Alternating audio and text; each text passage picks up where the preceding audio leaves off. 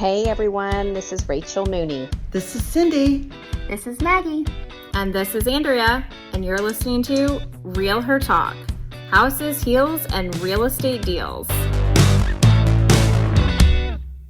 Okay, so today we have Dara. We're throwing her straight in the deep end. Hello. All right, so who are you? Where did we find you from? Where did you find me from? My name is Dara. I am the team leader for Keller Williams Atlanta Partners North Gwinnett. You found me. I was a vendor partner with several of the Atlanta Partners offices years ago, and that's how I formed my relationships before I face planted into this role. It's been amazing. The coolest thing is about when you become a team leader, and this wasn't what we were planning on talking about today, but I'm laughing because in my head, and I've said this so many times, but so team leader really means that we run the whole franchise. You have to coach and consult people on their businesses while also growing the office business.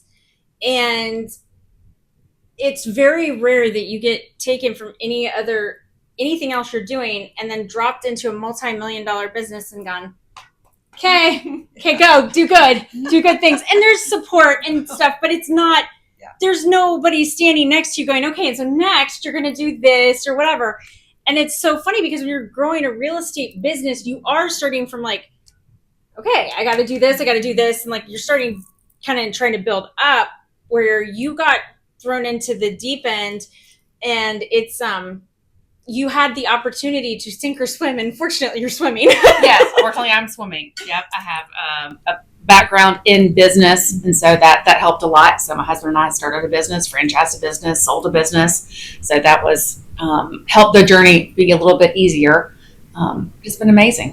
So what does it look like to grow and like create a business and then franchise it?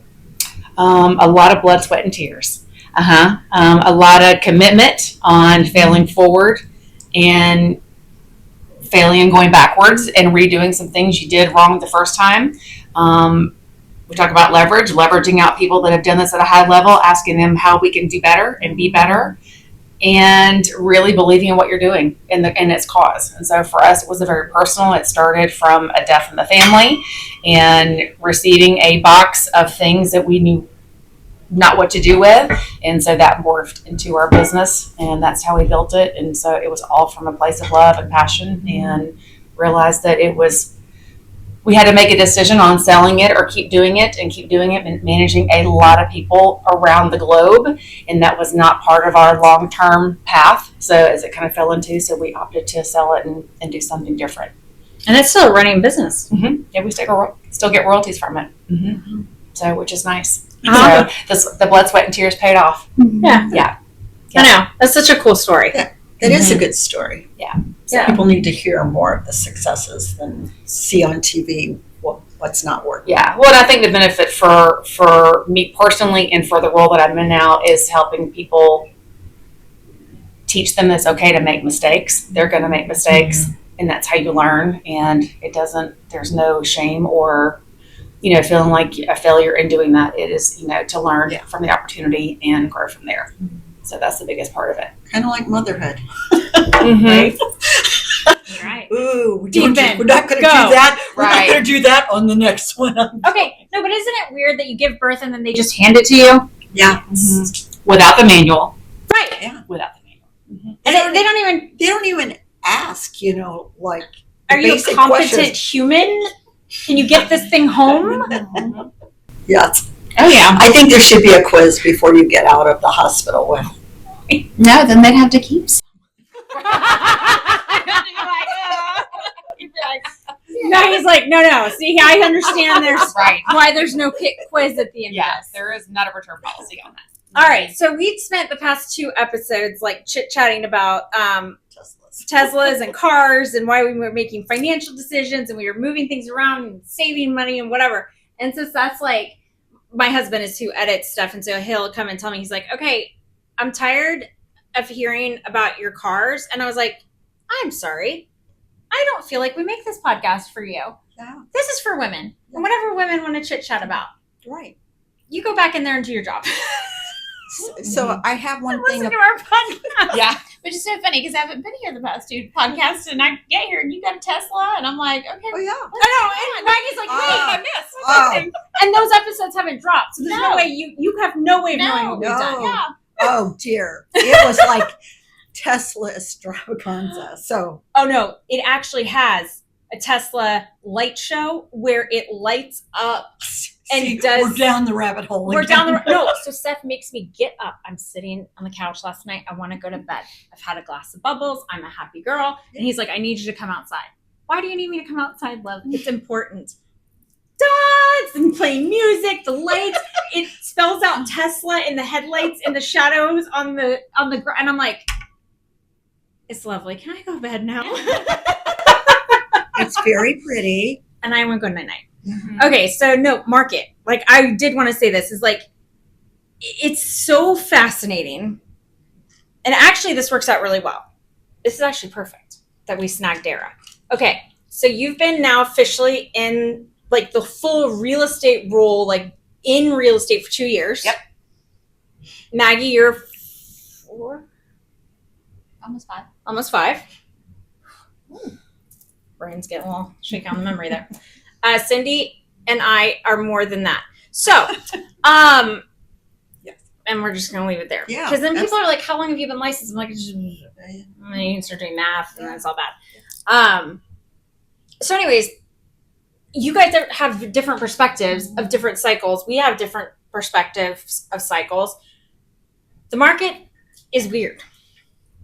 Does it feel weird? It's just another day. Right? Really. Yeah. If I really talked about all the things that I can't even remember all the things that we've had to endure in 33 years in the business. So, and this is just another one of them, but it's still ugly. And it doesn't make, I have a degree in economics and it doesn't make any sense to me. Thank you. Why? Okay, it's okay. So let's like just start real quick. Let me catch everybody up. Job reports dropped on Friday. We had seen interest rates trending down because Feds cut the rates half a point. Yeah. And that was already baked in. We knew that was coming. We're hoping that it continues. And then, so it's not that we want the economy to crash, but you need a certain amount of balance for the economy. And so that interest rates don't start ticking up again, because that's how they control inflation, is to slow down spending by things are more expensive. Right. So what happened on Friday with job reports? Because the job report came out not a little bit better than they had thought, but it just blew it. I think 100,000 more jobs than they anticipated. And why this is, I know why, but I'm just saying it's sad that bad news drives interest rates lower. Yep.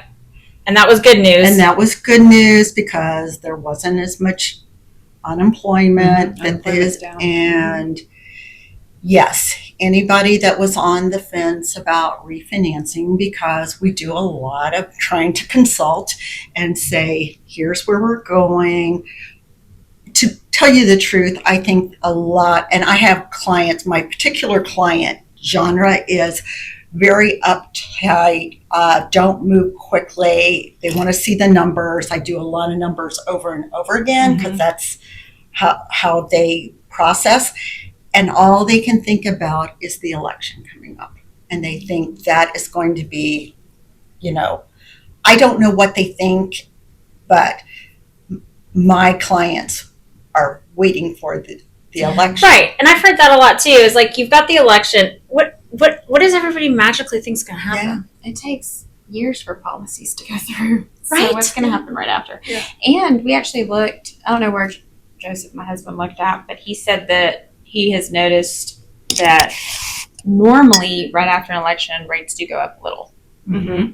So he's like, if you're going to lock now, because Down it could before, up after. Yeah. not right after Yeah. for a little while. So, Well, and why it's so frustrating is that we're seeing a trend of people who want to try out the market instead of be sellers in the market.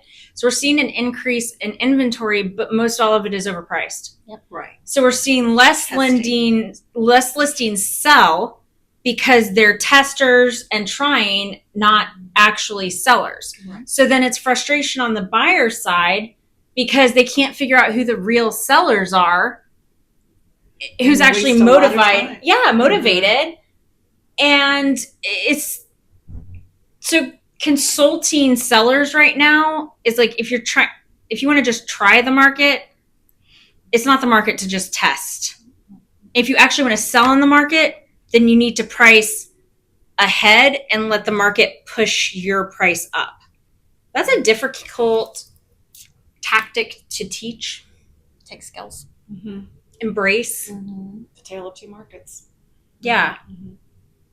And it's like if you actually want to sell,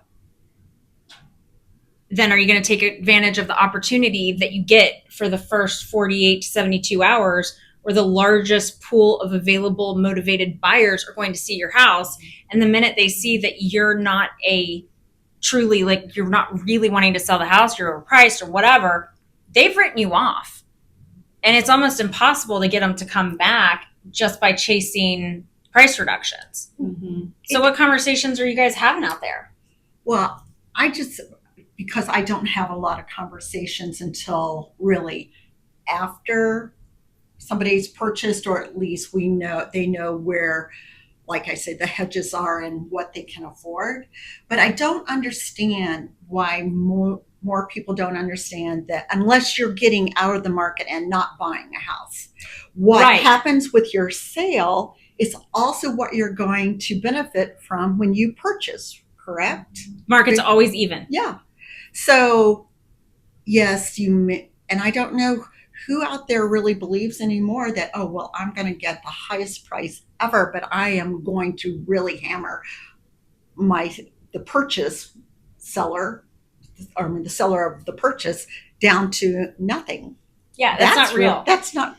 No, and to your point, that's called being a speculator, and that's what got all of the big iBuyers in trouble real fast because they thought they could just keep buying, ride the market up, and then they would be able to continue to do subpar flips or not even actual full, even like their carpet and paint in, put it up for sale, make a profit, and then that put the brakes on real fast because speculation, that's a scary thing. You're trying to time something that's not how this works. It isn't.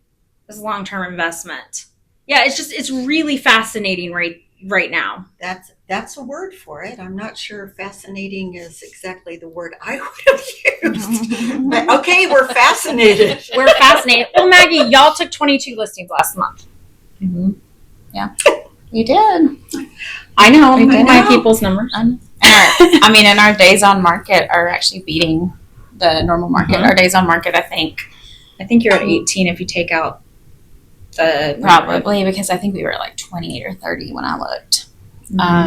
Sounds like you're pretty good at it. Maybe you should do it for a living. Yeah, I know, right? And actually, I mean, 2 of our Lawrenceville listings, which is here in this area, both went under contract within 3 days. Multiple showings, multiple offers. What do you think attributed to that? We are consulting our clients. So first off, when we knew that this shift was coming, also a big plug-in for coaching. Thankful for Andrea as team leader and then my MAPS coach, like people who see what's coming and that know what's coming. And so we, at the beginning of the year, we created a new kind of listing consultation that gives the client options. And so we give the client different options depending on their needs. So we're trying to solve a problem. So what is their problem? If they're trying to sell quickly, they don't want showings, then potentially our partner, Fast Track Offers, can offer you a cash offer. Then we go into, well, there's different ways of selling on market. There is a traditional way, and you can just test the market, where we probably list it at value or a little above, depending on what you want. You're probably going to sit for a while, depending on the market. And then we have an accelerator option, which is basically we're going to really come in strong. We're going to make sure that you look good, because in this market, you have to look good. And I've seen a lot of listings lately like in Facebook groups, people saying my listing's been sitting for a while and their photos are terrible and they're overpriced. And I'm just like, ooh. So we've been very picky with marketing. We've been very picky with what photos we do show. I remember Andrea told me this years ago. A house sells twice, once online and once in person. And so sometimes, depending on the market, less is better. Not trying to hide things, but you want showing so that you can give the feedback to your clients. And a lot of times people will come in and be like, oh, well, that's not that bad like it looked on pictures. Like I can do that. But our biggest thing is we are showing comps and we're letting them know the data and we're showing them market data. I mean, we're like, these houses are sitting, they've been sitting for this long, this is what's going on, and we're recommending price under value. And so we're letting them know, and I've said this over and over again on the podcast, you can't underprice a home. Nope. Market's always going to tell you what it's worth. Your home is worth what a buyer's willing to pay for it. That's right. Always. And so the other big thing we do is we ask a lot of questions of our sellers. And so the biggest one is like, first of all, what's your motivation? What's your reason? And what do you want to net? Because that's what I'm trying to get to you is your net. And so a lot of times they think that they have to overprice a home, but then when you really ask a lot of questions, they only have to net a certain amount. And you're like, oh, I can net you that. And we don't have to overprice it. Or I can price it a little bit lower and potentially in your area, we could get multiple offers. Like one of our Lawrenceville offers, I think we ended up with an offer with 20,000 over asking. So, and he told Joseph, he's like, what you said happened. Like what you said would happen actually happened. And Joe was like, doesn't happen all the time, but thanks, yes. But then, and so it's just educating your seller to look at the market. And then also we are calling our sellers every single week with comps, like current comps. You can't comp 9 months ago. You can't comp even 6 months ago. Like you have to comp like 30 days ago at some. I was like and 45 to 60 is like, actually too far back now. Yes. And you have to, every week you're constantly looking at the comps because we had one client that wouldn't reduce. They sat forever. And then we comped, or not comp, but a sold went into their neighborhood for so much less. And when all it took was us telling them like, this just sold for this price. And we've been telling you you're overpriced. Immediately, then you bring it down. They're in contract. That's awesome. Good. And so it's price. And that's what I keep telling people. It's priced right now.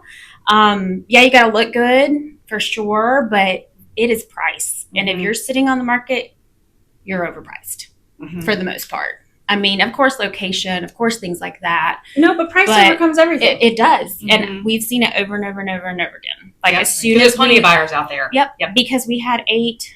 So we listed my brother's house, had 8 showings almost immediately and a full price offer. Like, so there's buyers. Lawrenceville, the other listing we had, same thing. We have like 12 people come through our open house. It's like there are people buying. They're not going to overpay. They're just not. And I know that, at least in my area, we were at 4 months inventory. And normally that's a balanced market, but I think buyers have the upper hand. I really do. I think once a house has been on the market for 7 to 10 days, they do. Yep. If it doesn't go right away, then you're going to have to accommodate to buyers. Yeah.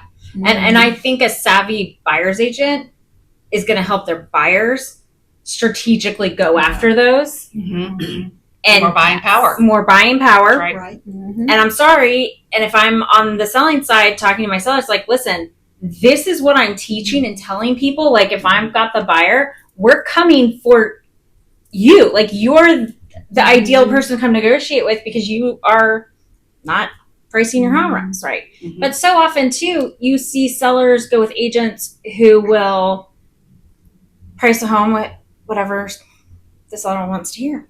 Right. Unfortunately.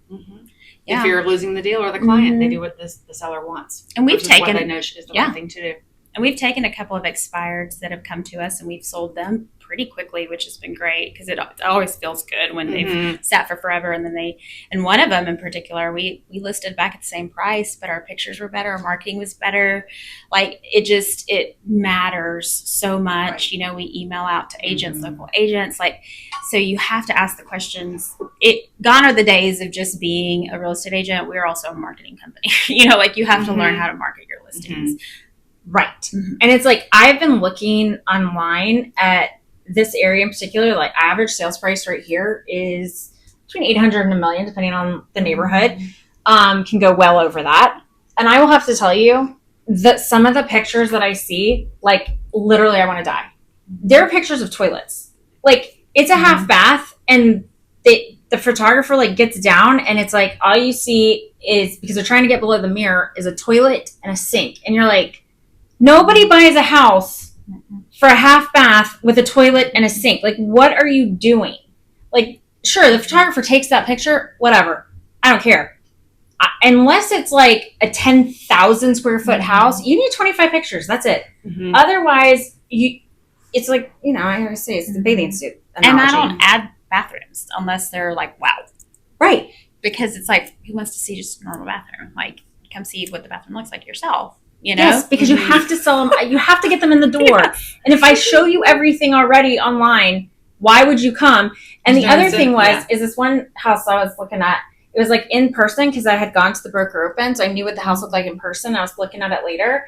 And in the photos, the photographer had clearly had either somebody overseas or paid like a little bit for the processing, or they had done it themselves and just hit like autocorrect and had taken like a light, like a gray paint that had blue undertones and it looked baby blue. It looked like the whole house was painted like a baby blue nursery. And I was like, ooh. And so the poor agent spent the money, like they're paying for professional photographer. Well, I use the word professional lightly. It's somebody with a camera, a website, and whatever. But yeah, so like it's just all those little things, like they really matter.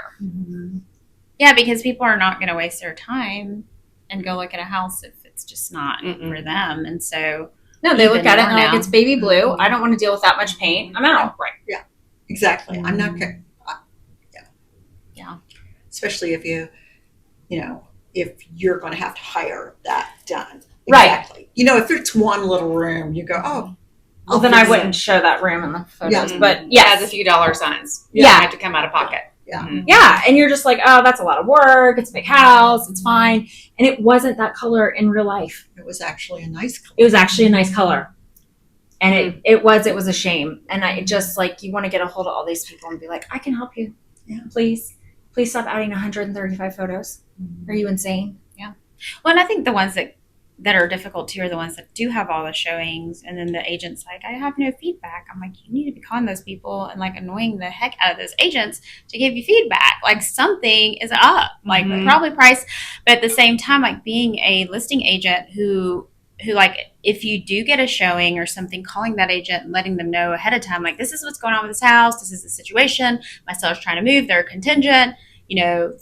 I'm not saying they're giving the house away, but bring us an offer, because you do have buyer's agents who are newer and they're like, oh, they're never going to take blah, blah, blah, blah, blah.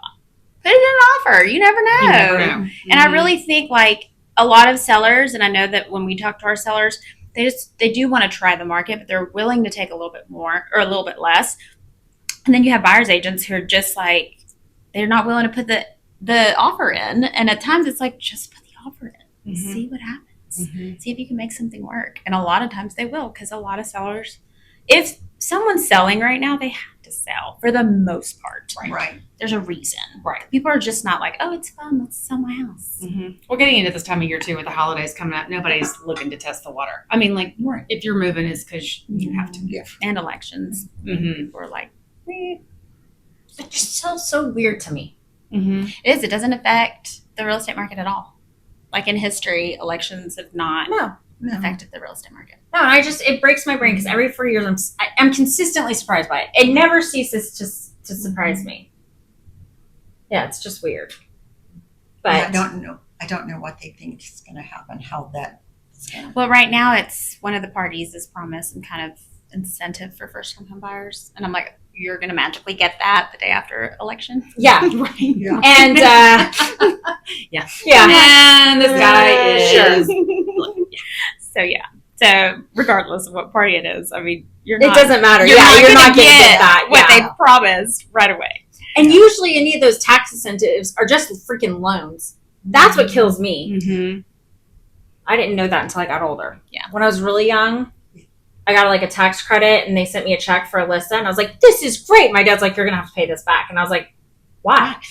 I was like, what is happening? And he's like, well, yeah, it's a tax break. They're just prepaying it. So you'll go spend the money so it'll stimulate the economy. I was like, well, this stinks. I don't like this at all. Your dad was so smart. Yeah. Oh, man. Yeah. So I think, too, what's been interesting is in our area is the higher end stuff has way slowed down unless it is like I price, wondered when that would photo, happen because staging. at the beginning of the year, No, it was flying. booming. Because I'm like, Mhm. dang, I wish I was a luxury agent right now. Because it was literally they were selling. Mm-hmm. I did a hard shift. 3-4 million, like just wham, wham, wham. I'm like, dang.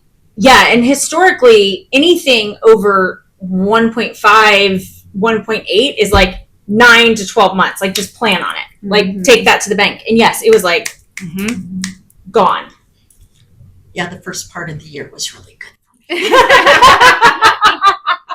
Cindy's like, yes, that was a nice, Yeah. nice run up Yeah. there. Yes. Yeah. So now we're back to a more. Normal. Yeah, Mhm. I know. A lot of them were real estate agents, by the way.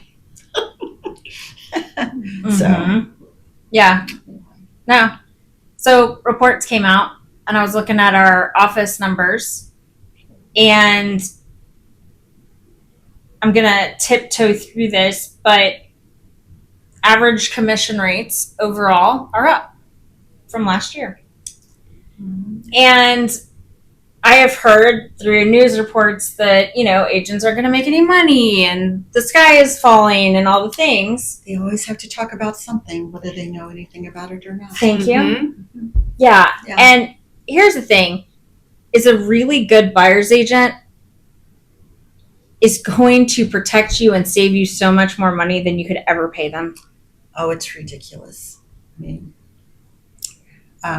I didn't know anything really about real estate when I moved the first time.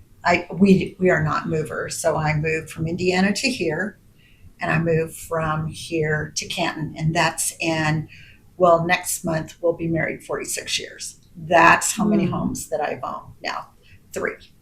And now I just, due to this podcast and talking about it, and I'm going, how did we even survive? Because I didn't know that, I really didn't know what a realtor did. Yeah, that's fair. And people were selling their homes, like our first home, we did have a realtor. I don't know how we got her.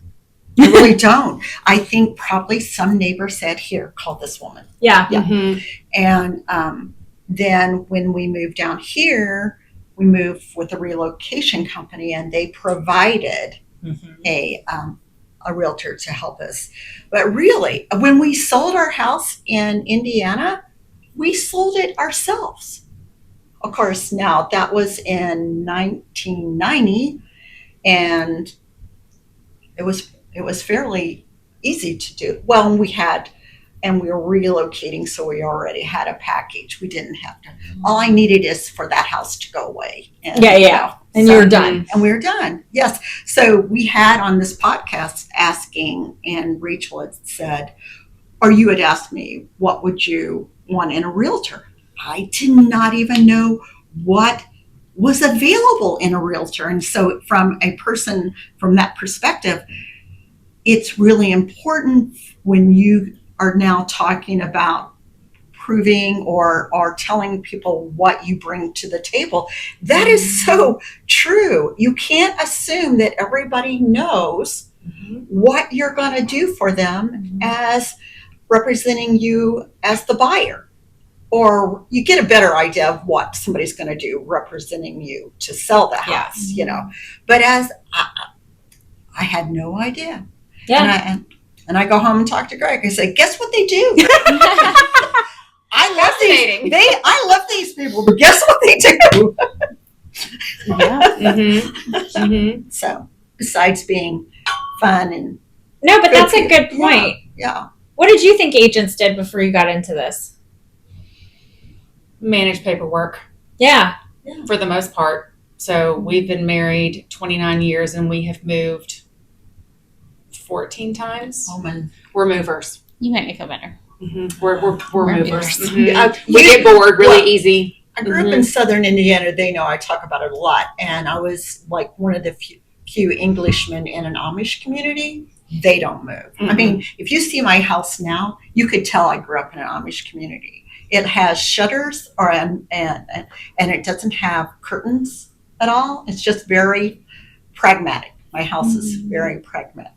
And it's easy to keep clean that way. Yeah. So, but it's not foofy at all. Yeah. My furniture is foofy, but that's House. only because I've been hanging out with you guys. It's awesome. Yeah, I drive a foofy car. That's because I'm hanging out with the right people that like foofy cars. Evidently, I don't have a foofy enough one because I have a Porsche. Now, the cool kids around here are getting Teslas. Yes, yes. Rachel and I went from Porsche to Tesla, so come on. And over a weekend. That's what you don't know. I Yeah, mean, like what happened? yeah, it was like buying a new pair of shoes. Oh, let's just go get one of the hottest, Yeah, why not? best. So, can I tell you the Tesla story? This is a true story. Well, hold on. Dara got to tell us what she thought agents did. Oh, well, yeah. And all the moves, it was just the person whose name was on a listing that you called because you wanted to go look at a property. And I can tell you that in all the years, except in the last 5 years, 4 years, we never used the same agent twice because it was never a good experience. Wow. That's crazy. Oh, that's I have so them all on a telling. list. That's it. Oh, you have them on a list. I do have them on a list. Back then, KW was not around when we first started moving. But yeah, we've never used the same one twice until the last 5 years. And in my world of KW now. So yeah, because it was all, just, I didn't know what to expect, but they did not meet my expectations, if that makes sense. Yeah. So they were paper managers. That stinks. Yeah. Did you use agents to sell your houses and buy? And twice we didn't use the same one to buy because they were no fun to work with to sell. Or we would take a long pause and before we purchased something else. Yeah, because they were like just not very, did not make it fun. Because we actually like to move. Right. Well, I say that. My husband probably thinks differently, but Yeah. it's the way he forces me to make sure that I don't hoard too many things at one time. But details. But we get bored. And so we've done farms, high rises, condos, townhomes. Now we're back in Farmville again in Milton. So no animals yet. I really want goats, but we can't have goats there. If you're going to have a farm, because I know what a farm is, Milton is the fanciest farms. It is. The bougie farms. Yeah, There's some fruity farms. Yeah. Yes, there are fruity farms there. I live in Canton and I drive here, so I go right through Milton. And I've got to tell you, anybody who complains about their drive to work, just take that drive in the morning. It goes from west to east, so the sun's coming up. I was talking to my processor, China. I talk about her all the time because we've been together like 25 years. We just keep going. And she called me and I said, "There's baby donkeys, 7 of them, right next to me at the light." It's where 7 acres is. Yes, I'm going, and it's just so much fun. That's down the street from me. Yeah. Yeah, and the farm next to us, they have goats, sheep, donkeys, Yes. and miniature horses, and sometimes they get out. And we're in the back of the cul-de-sac, and so I look out, and they're in our front yard eating our flowers, or there's one running around the house, and then I'll see him come down the street, block the street off with his truck, and the Milton police show up, and we'll corral them back into the back gate, herd them back into the property. Yeah. But, and I was like, you just can't even make that up. But yet I live 4 minutes from Publix, or whatever. Like it's like the best of all worlds. I'm That's not the gonna way lie. to me. I am literally going to be less than probably 3/4 of a mile from the new Starbucks on 140 and Chick-fil-A. I mean, and the Publix and a bank. What else could? Oh, and a CVS, Walgreens. What else could you ask for? A Mexican restaurant. Oh, I'm sure there's Clips one. Azul, right? See, there. I was like, Uh-huh. wait for it. Yeah. Mhm. Yeah, that's how And- Coney County is. It's and- like farms, but then you're like 6 minutes from Yeah. the Coney Connector, which is Yeah. shopping. So- So nice. It's great. Yeah, we love it out there. It's fantastic. It's very We have a peaceful. llama right down the street and their little farm. They have a llama. They spit. I don't like those things. Well, I didn't go up and talk to them. I drive by. What I do love about Milton is when I was the HOA president where we live now, when a house up the street, they don't go up for sale often because there's only 14 of them, but it went up for sale into agents that had buyers looking, wanted to know if we allowed animals and specifically chickens. Oh, And I was like, oh, no chickens. Like, no, like cats and dogs, like indoor, that's it. But I just found that fascinating that people like want chickens still. I haven't. Oh, it's a thing. ask Mackie about chickens. Go ahead, ask her. Do you have the Do you have Fuji chickens? ones? I had them. I gave them back. I didn't know you could give back chickens. You can eat them, but you cannot give them back. I opted for eggs. I opted to get my eggs at Publix. Yeah. Yeah, so one day I go up fantastic. to their house and she's like, look at my chickens. Because there was like the little thing and then they had put all the wire and everything in. And then like I'm up there like a month later and she's like, I was like, where's the chicken? She's like, not here. So we ended up with a rooster. The rooster was mean. So we lived on a farm. There was 5 of us, and so it was like a community thing. And the coop was on our property, and so chickens are gross and they poop everywhere. And Yes, so they they do. were like all over our spot, and I'm like, oh my gosh, these things cannot be out all day. So Well, and the other people were supposed to help take care of them. yeah, which they did. We like split the weeks, but it was funny because the 2 of us on the front side of the farm, like we had 20 acres, they had 14. Like they were big. It was big acreage. And so the 3 neighbors on the back side, they're like, we'll take most of the chickens and leave you guys like, I think like 5 or 6. And I'm like, you're leaving the 2 who are the least farm people chickens to do themselves like every other week. I'm like, No. How about you just take them all? And so like her and I were like, let's just get out of it. It's our chance to be out of the chicken thing. So we gave the chickens over to them and they built them like this nice little coop on the other side. But Because they- they're disgusting. they're gross. They're And I just disgusting. didn't realize that they were so gross and the poop and stuff. And I just couldn't do it. And then like the eggs kind of grossed me out. Like I was like, Oh, ew, yeah. like having to wash them. And I was like, I know they're healthier. But I think I'd rather go get them from Costco. It makes me laugh. But my Joseph's papa's got chickens, and his mom actually stayed with my kids last week while we were out of town, and she did bring some. And today I ate eggs from Fresh papa's eggs. chickens, and but she had washed them and stuff. So they look like they were from the store, so I didn't Mhm. mind that. But like being the person who brings them in and like stuff, I try to garden.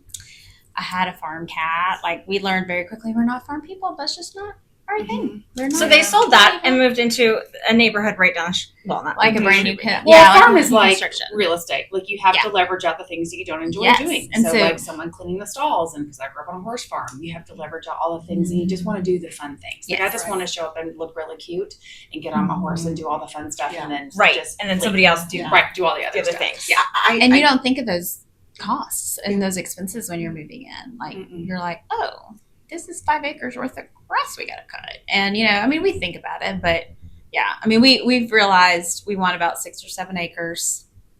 That's about and no little animals. estate. No A animals. little estate. Yeah. Mhm. Yeah. That sounds so overwhelming to me. Yeah. Like Well, I want a yard that is astroturf. Oh, I do too. I want to change mine out. I want to rip it all for out. the puppy. He doesn't like stepping in wet grass, so I want to. Oh, you can get the little grasses that you order on Amazon on auto order, and they come like In a box. in a box, Oh. yeah, like for the animals. But no, it's just like I genuinely am so horrible at keeping anything alive of any kind. It's a thing. Like it's not even that I don't enjoy it. I don't enjoy it. But B, like, how you have those pretty little wrought iron things and you hang your plants on there and the flowers and whatever. Yes, Seth started naming them the gallows. Hey, do you know that? Okay, so I kept my ferns alive for the first time ever at our old house before we moved to the farm. And the only reason I kept them alive is because the people that built the house before us, hooked up irrigation that went up Into to the the pots. ferns. And Oh, so yeah. my ferns were so big and healthy that they actually broke and fell to the ground. But I was so proud of them because I'm like, I kept them on, but I didn't have to do So anything yours with them. are exploding. But not anymore. So I've got 2 potters in my front porch, and I was like, oh, I need to get some ferns. This was in March. They're still empty. Okay, so I never bought them. Well, with ferns, you don't have to replace them every year. Just No, in the just winter, bring 'em put inside. put them in your garage. But I forget. I'm not going to do that. And That's too then much work. they die because Yeah. they get cold. And then I throw them away, and you just buy a new Yeah. fern the next year. Or if you're like me, you stop buying ferns. No, the best story right now is, speaking of the pots out front. So then the people we bought the house from had those massive, like super expensive pots that are like non-movable. Like once they're there, They they're weigh there. a zillion pounds. Yeah, and I'm like, oh man, I'm gonna freaking put flowers in there, and they're just gonna die.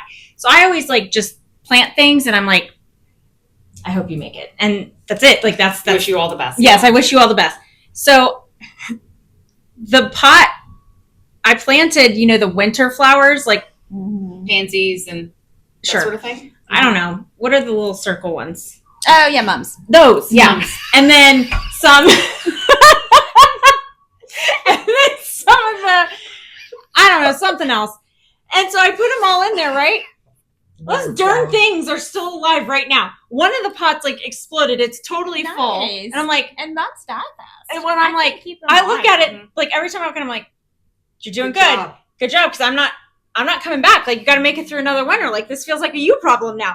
And then the other pot right across, I don't know if you noticed this when you came in the house the other day, the other pot is like half the size, barely hanging on. Dead. And it's like, well, it's not dead, but it's like, we're on its last legs. And so there's one that's like overfilling right on the other side of the sidewalk. And then this one's like, and so it's like, what? And I was like, I don't know. You just wish them the best. This one didn't do so well. This one's happy. I don't know. That one's a preemie. I don't know what to tell you. So the fiddle fig trees, they are like very hard to keep alive. And I was like, I don't even want know what one. that is. They're like the ones with the leaves and like, you're supposed They're to all very, sorry. they're very finicky. They're very and like finicky. once they find a home that makes You them happy, cannot move them. Like You got to water them a certain Why would they amount. move You got trees all this anyway? stuff. Well, they're different they're- sizes. So I bought one when we moved to the farm. It died. Slowly the leaves fell and it was a stick. Well, then I bought another one because I was like, let me buy another one. And so it was a big, it was like a smaller one. Well, it started dying and I was like, dang it. So when we left the farm, I brought it with me because I'm like, maybe it'll survive. And then I bought this like really good plant food that everybody raved about, but it's still like slow, and it like slowly dies, like a leaf will fall. And then the next leaf will fall. And the next, and you're like, oh. So finally I was like, you know what? Poor plant. I think I got to give up on it. It had like 2 leaves left, but they were like hanging. So I put it in the garage and I was like, eventually I'll throw it out or whatever.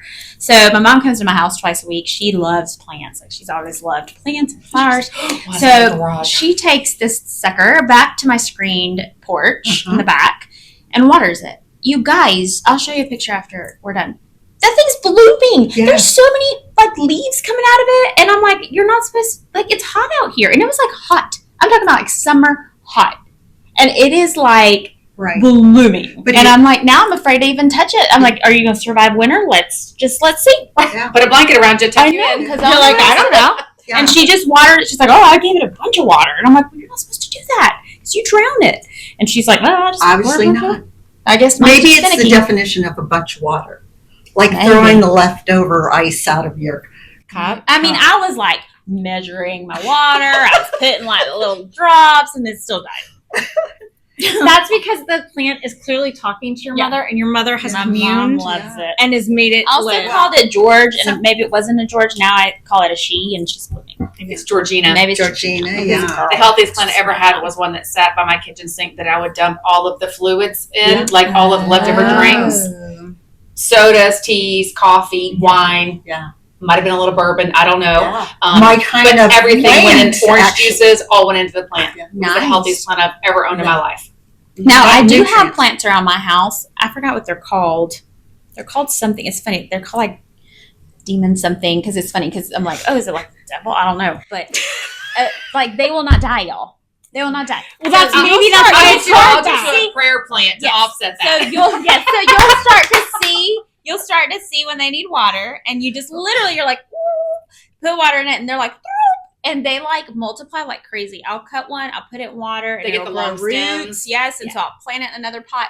And I have like created all these little pots, and because I like real plants, just can't keep them alive. These you can keep alive because you think they're dying, and you just put a little water on them, and the next day they're happy. Well, I mean, but will they live outside? Maybe I don't know. I've never put them outside.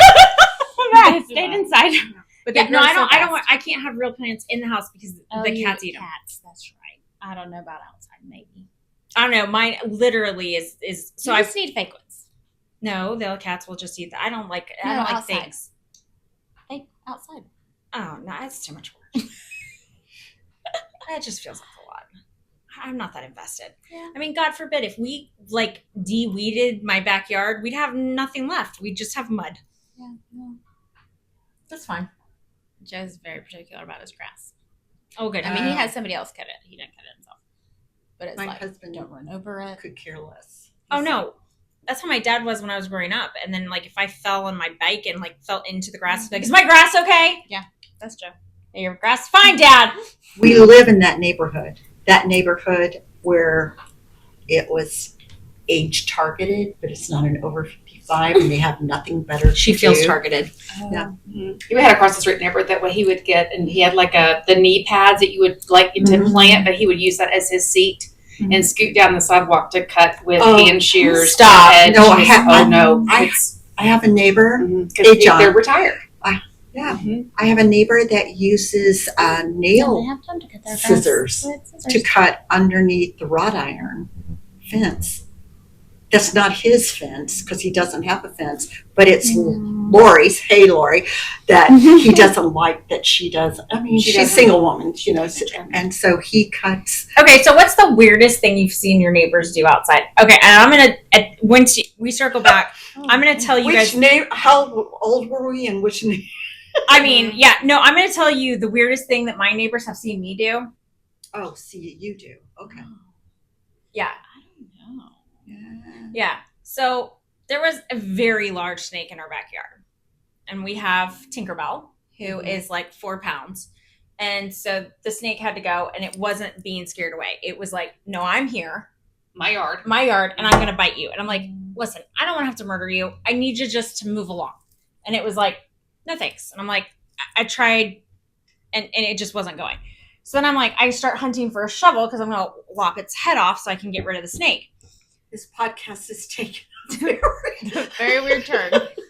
You don't know until you like see, like people are gonna know us so Yeah. well, and you guys are gonna laugh your butts off Yeah. when you envision me and what I'm about to tell you I did.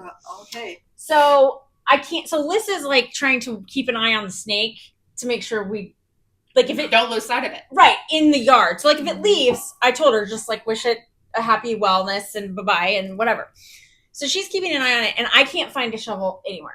I mean, we're not like Yeah. shovel people, and so apparently, so I'm looking around, and my lunatic husband, love you so much, Seth, has a massive broadsword in the garage. Of course he does. Yes.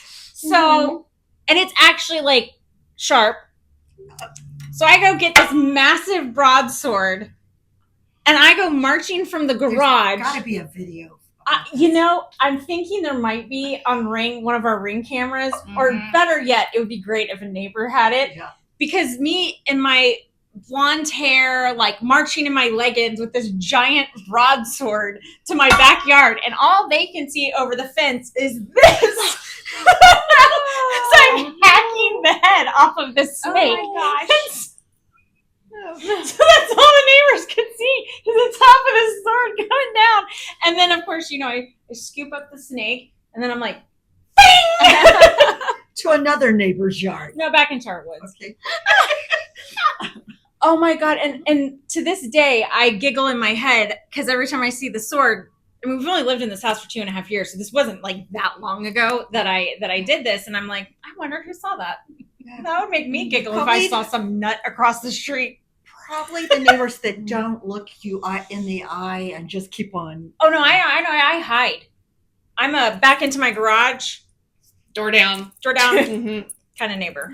Like, I'll help you if you need sugar. Like, you come to ring my doorbell and you need sugar or like whatever. I'm good for that. Chit chat.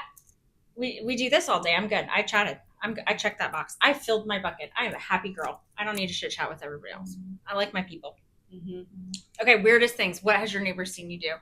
Come on, I can't be the only one throwing myself under the bus. I have good stories. Oh, I don't know. See, you set the bar so high. I'm not really sure. Nobody else has murdered a snake with a broadsword? No, no. We threw a squirrel that we had captured with a tennis racket into a cooler out the front door in underwear. Does that count? Yes, it does. Yeah, it does. That one, I like that. Yeah. So it was on the back of our toilet, and I went to go brush my teeth. And the squirrel is sitting there on the back of the toilet staring at me. Stop. And I scream. My husband gets up. He's in his boxers. And I'm like, you get a tennis racket because that's what you do when you want to swat a squirrel. So we got the tennis racket because it had to be upstairs in the closet. And the other thing we could find, not a box, was a cooler. And so we caught the squirrel with the tennis racket in the knock cooler. It out and then you put it in? Kind of. Yeah, okay. And so then we shoved the cooler and all of it, we ran down and threw it out the front door. So the cooler opened and the squirrel ran off, but the racket in the cooler. Everything. Everything. out. And like, the tank top and shorts, and he's in his boxers. I am telling you, I never thought of this, but I am going to have all my family in Indiana watch this pet podcast.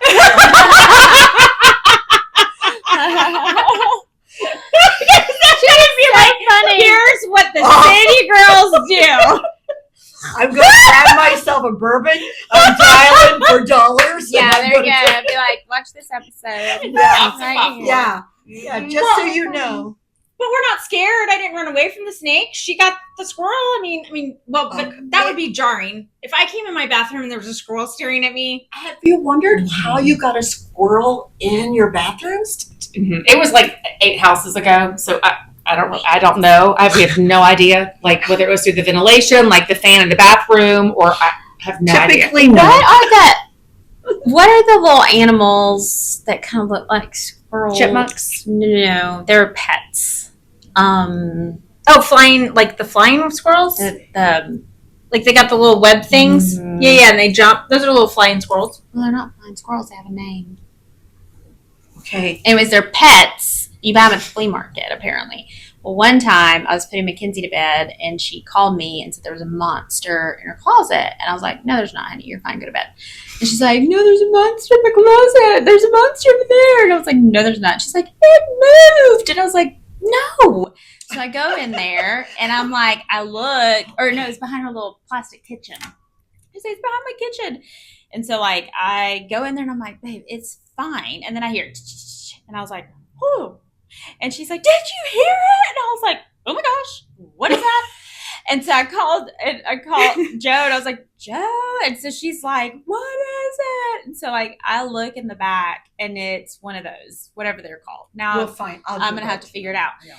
And it is like literally tucked in one of her little Ugg-like boots. Aww. And it doesn't all at all. It looks scary. It looks very scary. Terrifying. It was And I was like, what in the world? And I thought it was a squirrel. And so that's what I called Joe, and I was like, there's a squirrel in the girls' room. Blah, blah. And so, like, literally he comes out there like a broom, and I don't forget what he has. Like, we're Dustpan. trying to figure it out. Like, the kids are, it was crazy. We ended up having to call a neighbor. Neighbor came and just picked it up with his, like, he had one of those big gloves or whatever, just picked it on up. Yeah, we sent that thing out into the wild because we're like, here you go on, little thing. Well, then I posted, on social media, and they're like, that's somebody's pet. That's not a wild. Like, they're somebody's pet. They don't live in the wild. And someone was like, yeah, you pay like $800 for them. And next thing, Joe's like, here, little guy. He's like, no, I forget what they're called. Okay, we're gonna look it up. everything. Anyways, hey Suri, what is a pet? Hey Suri, She's not what is a pet flying squirrel called? Let's see if we can find it. Dwarf flying squirrels. Yeah. Is it pet? Okay. Yeah. I didn't bring my phone, or I would. Mm-mm. Yeah, I don't know. Mine's like saying dwarf flying squirrels. Sugar glider. That's it. Sugar yes. glider. Yes.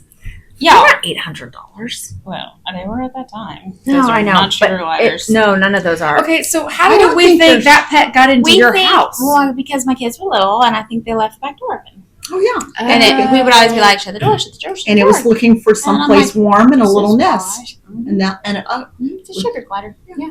That's it. Seth loves those. There were things. several $100 at the flea market. Maybe not 800. But. No. I mean, I'm just I like. don't think there's sugar gliders in Indiana. I really don't. Maybe it's too Like I have a Brooke had picture friends of that had them it. when It she looks was younger, scary. but yeah, we've never.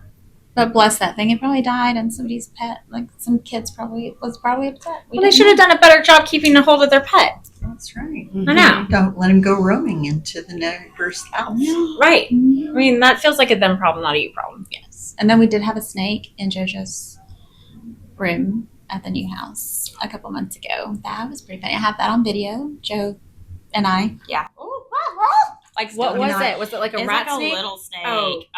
It was brown. I don't think it was a copperhead, but I was downstairs picking up, because boys throw their clothes on the floor, and so I'm picking up clothes on the floor, and I was like, and I thought it was a toy. I thought it was like a fake, and then I looked and it moves, and I'm like, ah! I mean, like literally, I'm like, Joe, and then he's like coming down. I'm like, there's a snake. Anyways, it was one of the things. We think it came through one of these vents that the builder was supposed to have fixed and never did, but they did have it fixed after that. Because anyways, it was like Tupperware and a broom, and like I've got him on camera. It's pretty hilarious. You can get really pretty when you need to capture something. Yeah. Yes. Whatever you can find. So I will tell you, I had the fun time to learn that my new son-in-law. So you think, because he's tennis pro, that he's an outdoorsy type. He's not. No, not even a little bit. I think he has an actual phobia of toads. We have lots in our house because we back up We to have a cute a little, pond. Yeah, we have a cute little toad that'll come up and sit on the front porch, and I like it. He's cute, so I pick it up, and then They're gross. They're gross. so I'm like, he's really cute, and he doesn't like try to, and he makes these cute little noises, and so like I'm like, Anthony, come here, screaming, literally screaming at the top of his lungs, running through the house. So then, of course, I chased him. Of course. Because you had to. I mean, what else would you do? What else is a mother-in-law to do? How else do you help somebody get over a phobia? Oh, or traumatize them. Either Right. way, Yeah, I know. really not married to the outcome. It's the process. Not married to the outcome. Okay. I'm going to remember that. Yeah, don't be married to the outcome. You really have to embrace the process. It's the journey. I'm Enjoy the journey. married to the outcome fanatic myself. Yes. I'm not doing it unless I know what I'm supposed to be achieving on this. Well, no, I was achieving fun. Well, yeah, what you were achieving was tormenting your son-in-law, your new son-in-law. So Either he hangs and he stays, or he wasn't going to make it anyway. Yeah. It's kind of survival of the fittest around our house. Hey, listen. obviously, Cancer for the child. Seth has a gimpy fin and we got run over. They're not dead yet. We figured we got to haze the kid. all right. No, it's like, wow. Yeah. And scene. Okay. This is part of being in our family. Yeah. If we love you, we torture you. Yeah. If All we right. don't, I'm okay being friends. no. She's not across over the family threshold. Parker's the worst around here. He's always jumping out and scaring the pee out of people. Well, yeah, but way to set the bar. That's fair. That's fair. Yes. Parker's just a little boy. Yes. Mhm. He is. Yes. Okay, so we 14 times. How did you move 14? You broke my brain. I did not realize you had moved that many times. Why do you just You started when you were Are we 10? done? no? Are we still? Oh, go on. Okay. I was just we gonna have like 10 sit minutes. here and relax. I'm like, never mind. It's 10 more minutes. Oh, But you can sorry. relax. Yeah, we just get bored. I mean, and we wanted to like try all the things to figure out what we knew we wanted to do when the time came to have like our last home, and we keep saying it's our last one, and then we find something else, or we decide to move again, or yeah. So they all have But been I love your house. You're not moving, are you? no, but like I love Not all this of one. it. How long have It's you been at this one? 4 years, What's the longest you've been at one? 5, Oh. almost 6. Are you Oh gonna yeah, be no, itchy? it just already started. I look every day. Oh no. But I mean, I don't know where I would go Process. better than where I am, honestly. Like, I love where we are. Like, I love everything about it. So, but we moved downtown for a while, lived in a high rise. We lived on the 45th floor overlooking downtown. That was beautiful. Like, it was an amazing experience. We made great friends there. And so, like, in all these little pockets of time, we've captured the great moments of those and Right. carried those with us. And we still, you know, have really great friends that we still do stuff with from all those little adventures that we had. And, you know, we always say, okay, we know what we want. We know what we don't want. Kind of. But we're still willing to try new things. I mean, we're narrowing it down. I think by the time, at some point when it's our last, hopefully we'll end up with all the things checked off the box, but who knows? We thought we'd live in a condo. We thought that'd be perfect. And we tried living in an apartment in downtown Woodstock. Yeah. And it was supposed to have an elevator, but it was during COVID. And that lady didn't move. So we had to move because we'd already sold our house in Gwinnett. And so we ended up in an apartment on the 3rd floor with a compromised Ernie pug up and down all those steps. And that was just like 4 years ago, or I guess it was. And That sounds horrible. and it was for 5 months. And I looked at my husband and said, we are not doing this. We are not living in a condo. We're not living in a townhome. And we're not, and he had fallen in love with the Providence Group, new condos that were going up close to downtown. They are beautiful, but you had to walk.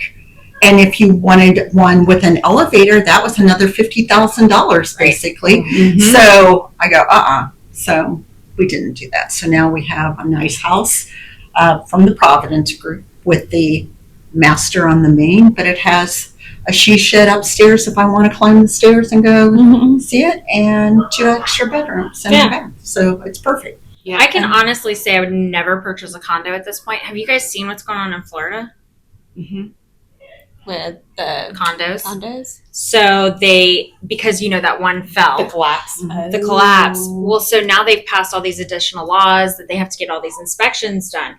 Well, They can't pass inspections. they can't pass inspections. And so now, Insurance.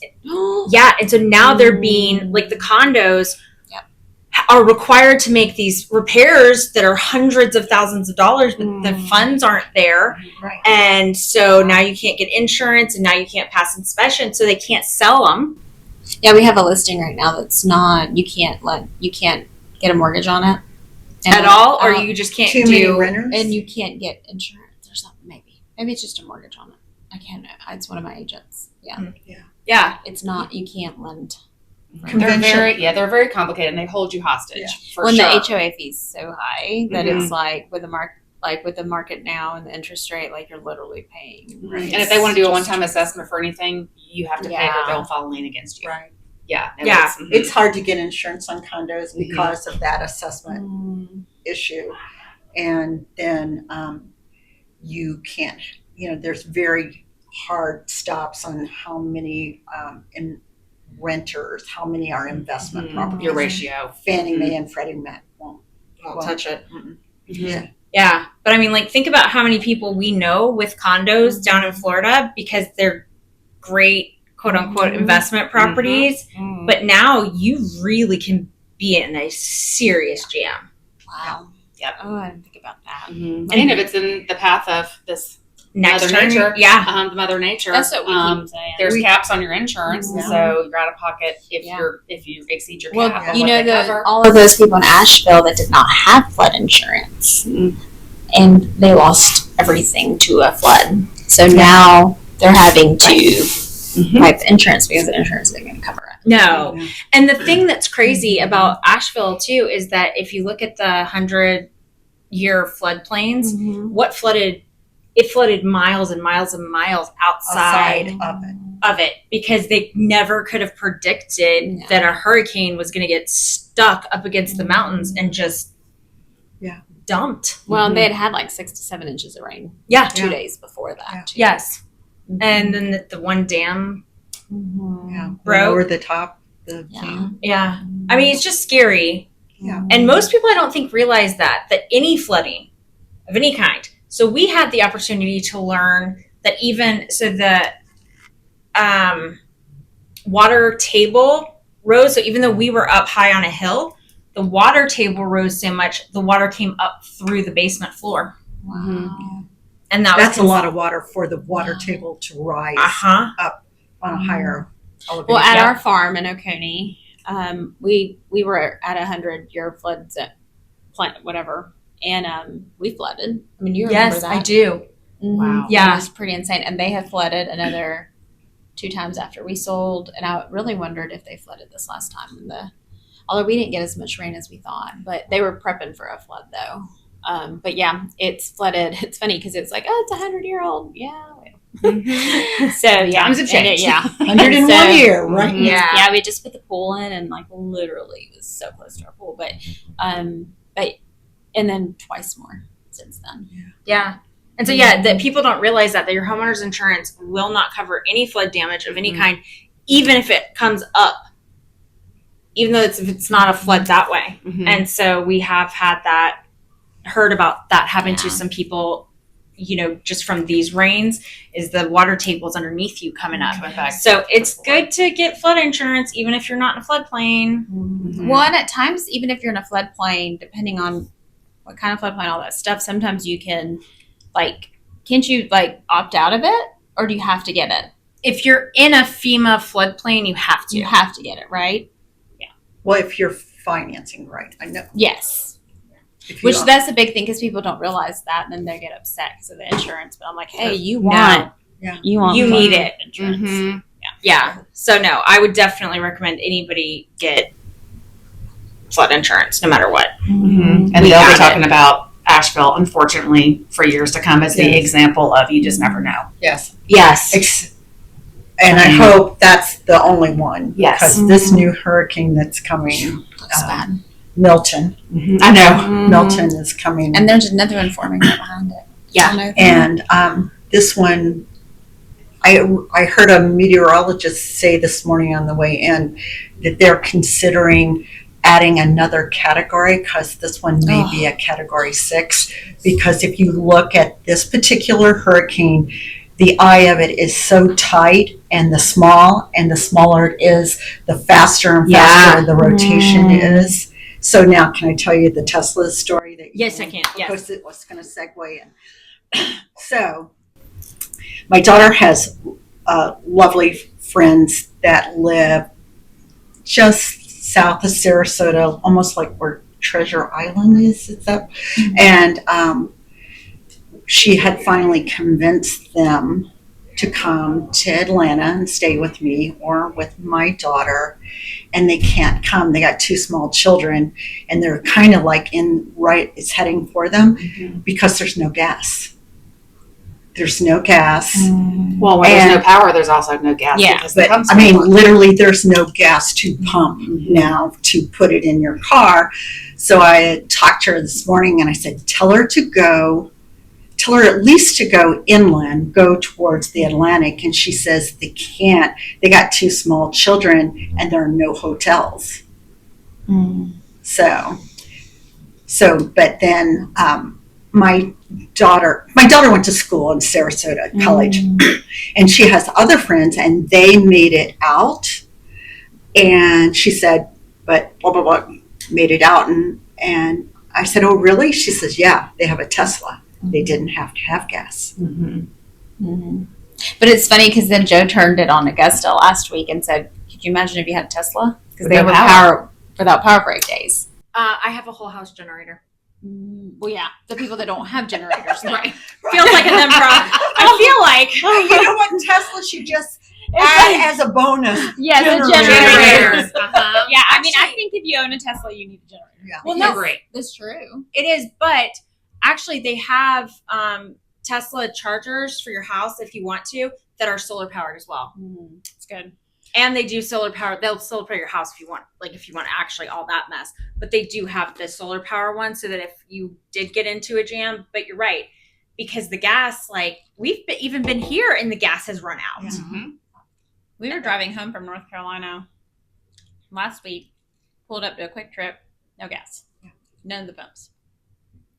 And I was like, That's a bad feeling. Yeah. Thankfully, the one across the street, there was a couple pumps still left that were open. Mm-hmm.